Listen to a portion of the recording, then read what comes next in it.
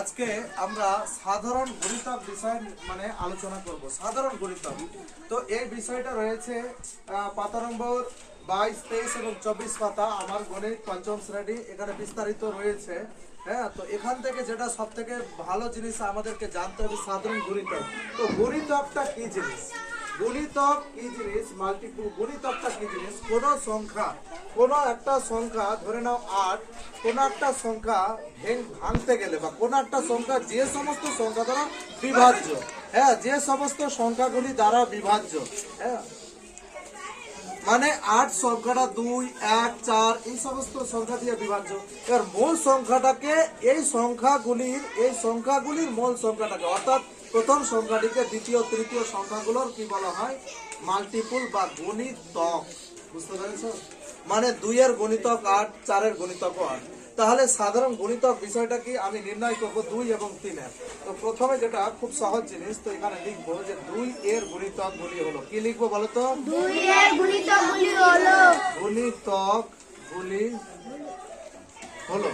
তো 2 এর গণিতকগুলি হলো, আমরা লিখবো যে কি কি 2 এর মানে নামটা পড়ো। 2 8 2 2 3 2 4 2 5 2 6 2 7 2 8 2 9 2 10 2 20।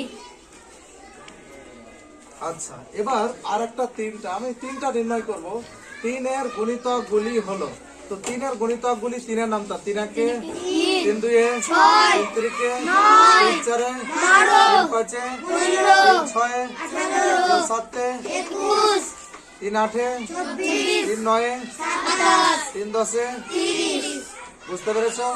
এবার যেটা করব সেটা হচ্ছে, যেহেতু সাধারণ গণিতক, তো সাধারণ গণিতক করতে গেলে আমাকে দুটার মধ্যে কমন যেটা, হ্যাঁ, কমন সাধারণ, তাহলে লিখবো যে সুতরাং 2 ও 3 এর 2 ও 3 এর সাধারণ গণিতকগুলি হলো, সাধারণ গণিতকগুলি হলো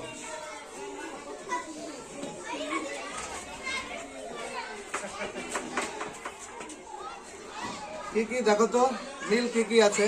এখানে আছে 6, আর এখানে আছে 6, তারপরে 12 আর 18।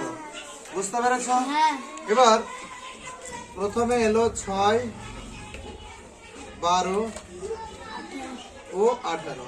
হ্যাঁ, তিনটা যদি নির্ণয় করতে বলে তাহলে তিনটা অসংখ্য হবে। এবার সব থেকে বড় কথাটা হচ্ছে যে কি করে বুঝবা, হ্যাঁ, কি করে বুঝবা যে 6, 12, 18 হলো, কোথায় মিলবে? মানে সাধারণ মানে হচ্ছে মিলগুলো কোথায় হবে, বুঝবে কি করে? তাহলে মনে মনে এই দুটার লসাগু বার করে দাও। 3 2 6, তাহলে প্রথম যেটা উত্তর হবে 6। এবার 6 কে 2 দিয়ে 3 দিয়ে মাল্টিপ্লাই করো, 6 দিয়ে 12, 12 তে মিল হবে। তারপর 3 6 18।